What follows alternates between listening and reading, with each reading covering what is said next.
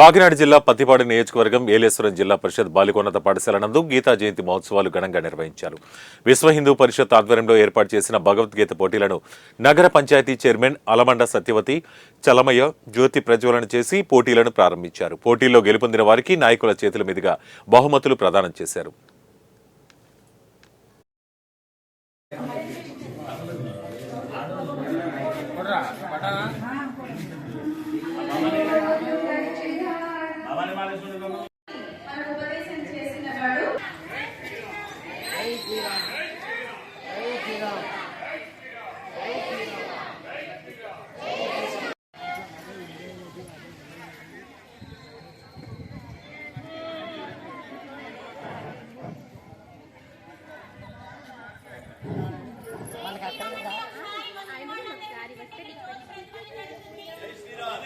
నేను ముందు చెప్పాను మా సార్ ఎక్కడ ఏ కార్యక్రమం పెట్టాలో చెప్పలే లేడీ తప్పు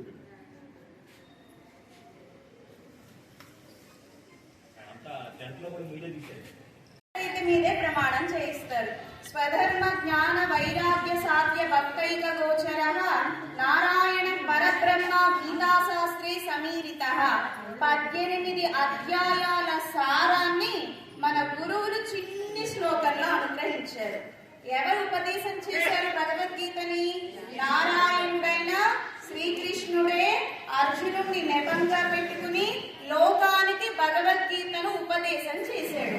మనము ఎలాంటి పదార్థాలు తినాలి, గుణాలు ఎన్ని గుణాలు ఉంటాయి ప్రతి మనిషికి, రజోగుణం, తమో గుణం, సత్వగుణము, మనం ఏ గుణము కలిగి ఉండాలి, సత్వగుణం కలిగి ఉండాలి, ఏ పదార్థాలు తినాలి, బాగా వేడైనవి కాకుండా బాగా చల్లనైనవి కాకుండా సమతుల్యంగా ఉండే వెచ్చగా ఉండే పదార్థాలు తినాలి.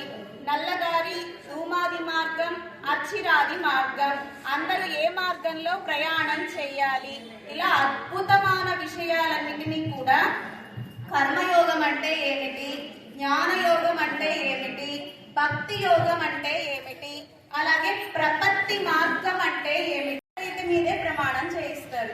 స్వధర్మ జ్ఞాన వైరాగ్య సాధ్య భక్తైక గోచర నారాయణ పరబ్రహ్మ గీతాశాస్త్రే సమీరిత 18 అధ్యాయాల సారాన్ని మన గురువులు చిన్ని శ్లోకంలో